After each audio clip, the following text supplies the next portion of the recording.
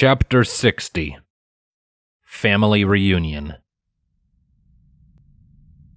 Eventide spent the next several minutes just trying to get familiar with his new body. He was now a pony, like Sunset had said, and his proportions were startlingly close to what he was used to seeing on BB. His mane was more or less the same as his usual human hair, although it went down the back of his neck more than he was used to. Of course, he just had more neck than he was used to as well, so that didn't help matters at all. He didn't have a horn like Sunset did, or any wings like BB, so that was one less oddity to juggle. Sadly, his tail made up for that by being really hard to try and figure out. It was shorter than Sunset's by a fair amount, but it was still long enough to brush along his completely exposed flanks and hind legs. Also, he was naked. That had been embarrassing, until Sunset informed him that ponies didn't typically wear clothes, except for formal gatherings or business trips. That assurance had allowed him to focus more on his legs. And oh boy, were those a nightmare, as in he had no idea how to walk with them. He had been able to push himself up onto all fours, but that was as far as he had gotten so far. So, to distract himself from his newfound physical ineptitude, he took a moment to just look around and study his surroundings. Now that he actually bothered to look, his mind was blown by what he was seeing. His eyes went wide and his jaw fell open. The room he stood in was made up of blue crystals of varying hues. The ceiling was a solid 25 or 30 feet above him and was made of translucent, reinforced green glass to let in some sunlight. In the walls were various recesses where numerous archaic books of all shapes could be seen, neatly stacked and arranged. Slowly turning around, taking his time with each movement to ensure he didn't fall down again, Eventide saw a mirror waiting for him. Its pastel purple frame was ornate and shaped vaguely like an elongated horseshoe. Oddly, the mirror was hooked up to all kinds of funky mechanical gizmos and machines. And, lying right in front of the mirror with a gaping jaw and wide, awestruck eyes, was BB. BB! Eventide's first instinct was to run to his son, memories of the two being hurled away from one another on the way over returning to his mind. However, the second he tried to take a step, he pitched forward and crashed muzzle first into the crystal floor. Dang these stupid legs! The thud generated by his impact finally drew BB's attention. He looked at Eventide, then giggled in amusement. Dad? Is that you? He asked before picking himself up. He wobbled on his hooves for a second, then trotted up to Eventide's side. I want my feet back, Eventide grumbled into the floor. I liked my feet. They took me places, and they didn't suck. BB pouted and looked at his hooves. Are you saying my hooves suck? Not yours, Eventide corrected himself. Ugh. Yours are cute. Off to one side, Sunset laughed in amusement. Well, glad to see the trip didn't damage that wit of yours that Fluttershy likes so much, she stated. Eventide rotated his head to glare at her. Har har, laugh it up, sunshine. Sunset, BB quietly corrected him, before looking up and around at the room again. So, what is this place? It's so cool. Sunset looked up and smiled fondly at the crystalline structure. You're standing in the castle of the Princess of Friendship and my good friend Twilight Sparkle. She'll probably be wanting to know you're here. I'll go find her. No need! A new voice exclaimed before the set of double doors against the wall suddenly went flying open. On the other side, a pony with a horn and a big pair of feathery wings could be seen. She had lavender-colored fur, a dark blue mane and tail with brighter highlights, and a starburst symbol on her flanks. She had a wide-eyed and eager look on her face. I heard the shouting when you all came through. Twilight, Sunset greeted, her face exploding into a big grin. She galloped forwards, and Eventide felt an extreme amount of jealousy that she could even do that, and wrapped the other mare up in a tight hug. Oh, it's good to see you. You too, Sunset. The mare, Twilight, returned a gesture with a few happy flaps of her big wings. She broke away from the hug after a moment and looked past Sunset to stare at the new arrivals. She then cleared her throat and approached the two with her head held high. Hello. My name is Twilight Sparkle, the Princess of Friendship here in Equestria. You must be Eventide Oath and BB. Yeah. Eventide nodded from his position on the floor. I'd bow to you, Your Majesty, but I kinda don't know how to stand up. Twilight giggled, an easy and frankly adorable sound. Oh, don't worry. I'm not judging you. I know what it's like. I will never get used to hands. You're a princess? BB asked in a low voice, his eyes wide. Is your dad the king? Twilight shook her head, her smile never fading. Equestria doesn't have a king, so no. I'm not even in charge right now. That honor goes to Princesses Celeste and Luna. I've been here for 5 minutes and I'm already confused. Eventide huffed, before trying to stand. He flopped around like a fish for a few seconds before he finally got it right and pushed himself up into a stable standing position. Anyways, Twilight, we came here because we're supposed to meet BB's birth parents. At the reminder of their mission, BB perked up. Oh, right. Miss Twilight, where are they? Can we go see them? Twilight smiled and nodded her head. Of course. They're waiting for you a little deeper inside. They had a long trip to get here, so they're resting in a lounge. I can take you to them.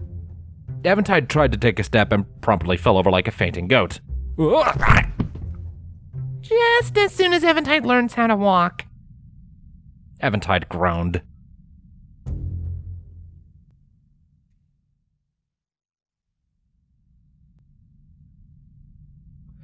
It took the better part of 30 minutes and a lot of failed attempts, but Eventide was eventually able to figure out a simple pattern to walking, with BB and Twilight's help. He was still a little unstable on his newfound hooves, so when it came time for them to make their way for the lounge, they moved slowly. This gave BB the chance to fly all over the place and look at every little thing with wonder and delight. Eventide watched his adopted son losing himself in excitement, and despite his newfound difficulty staying upright, he couldn't help but smile, charmed by the sight. The smile only grew brighter when a certain thought occurred to him. This world is where BB came from. This is his home. It was a heartwarming thought. But there was an extra implication that just then started to nag at him, one that he didn't want to think about.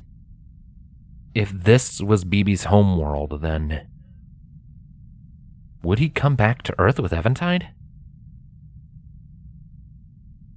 He must have felt stronger about that question than he realized, because BB suddenly looked right at him and came to a landing as he flew by. Dad? Is something wrong? He asked, and all eyes turned to look at him. Eventide paused mid-step. He briefly looked sideways at the two ponies accompanying him, then shook his head. No, BB, I'm fine. Just a little annoyed by these legs, that's all. He lied, hoping BB would buy it. The skeptical look on the bug's face told him otherwise, but to Eventide's relief, he didn't press the matter. He did stop flying around, however, instead choosing to fall into step beside Eventide, keeping close. After a few more minutes of strolling through the halls, Princess Twilight trotted ahead of them and came to a stop by a door that was like all the others. She gestured at it and offered Eventide and BB a small smile. They're right through here, she said in a soft whisper. Whenever you're ready. Eventide came to a stop, his eyes studying the door in excruciating detail. This was it. After a month of preparing and waiting, and almost 6 years of wondering, they were about to finally meet BB's real parents. Right through those doors, his adopted son's origins were waiting to greet them with open arms. He looked down at BB to find that he had a similarly apprehensive look on his face. He looked up to Eventide as if for permission. So, Eventide gave it. He nodded his head, then looked up at Twilight.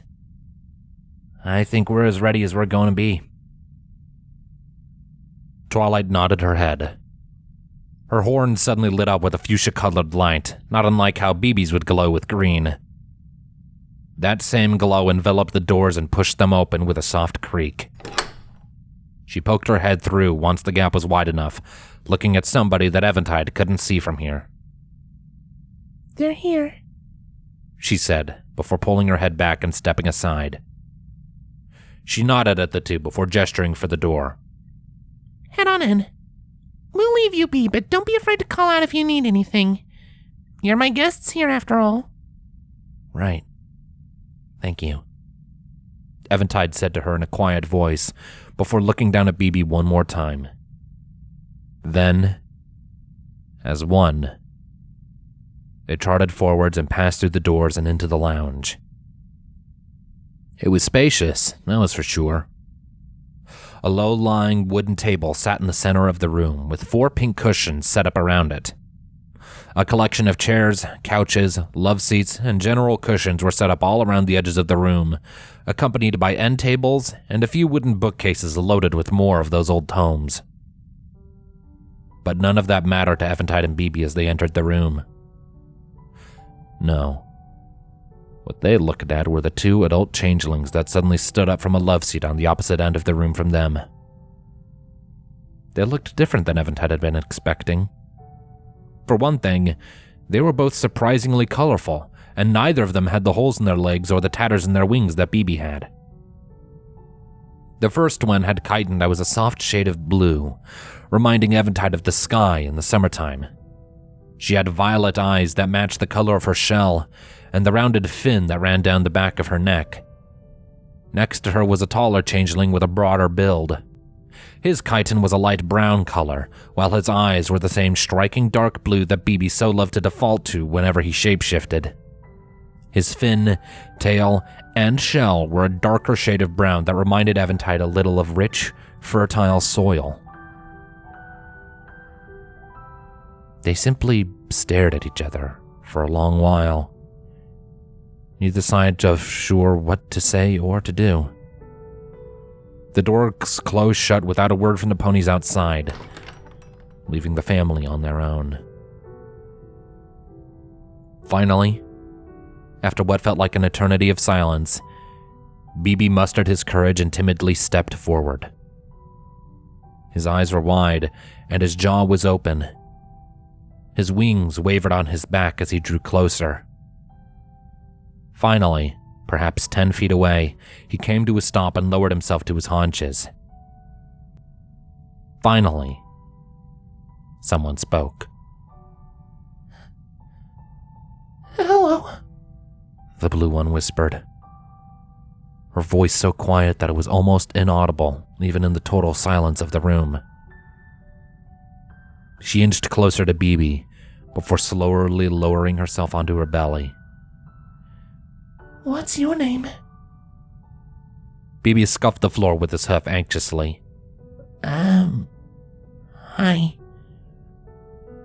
My name's BB," he said softly, before finally meeting her gaze.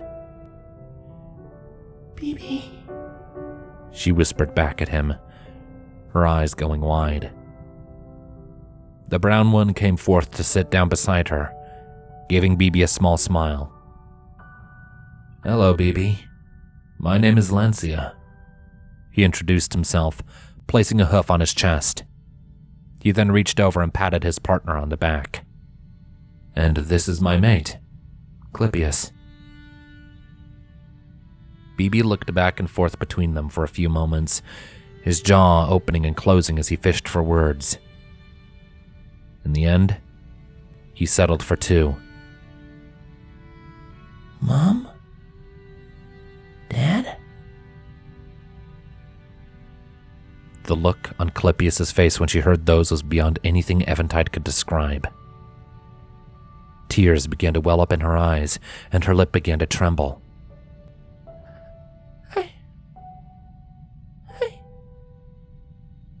She tried to speak, but the words would not come. So instead, she lifted one of her hooves out to BB, as if beckoning him forward. He hesitated for a second, looking unsure of himself. He swallowed heavily and took one small step, then another. And then all of a sudden he lunged forwards, wrapping his hooves around Clypeus' neck in a tight hug, one which she instantly returned. She sat upright, holding BB as close as possible and shielding him from the world with her hooves. It was as if she was afraid he would disappear if she didn't. Lancia joined in the embrace, wrapping his forelegs around the both of them as tightly as he could and completely obscuring BB from view. Eventide smiled at the sight, his heart going warm. A few instincts in his gut told him to run over and join them, but he held himself back. Clypeus and Lancia had waited to meet their son for 5 years now.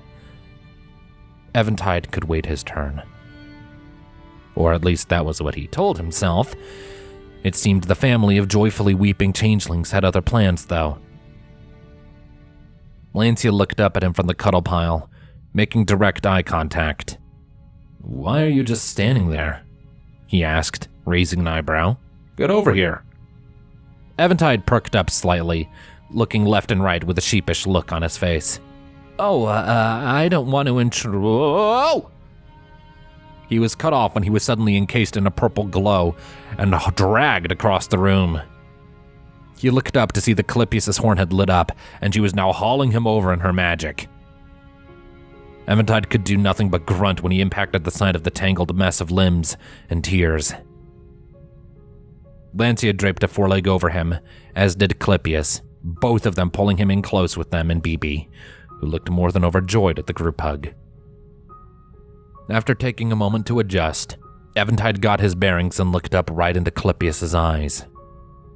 She was still sobbing, tears rolling down her cheeks, and her face split with the most overjoyed smile that Eventide had ever seen. Thank you. She whispered between her sobs. Thank you so much. Thank you.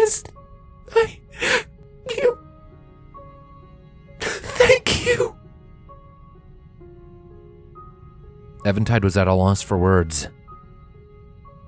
He stared back at her for several long moments before giving a shaky nod and his best smile. When he answered her, he settled with what he always had with BB. The truth. You're welcome.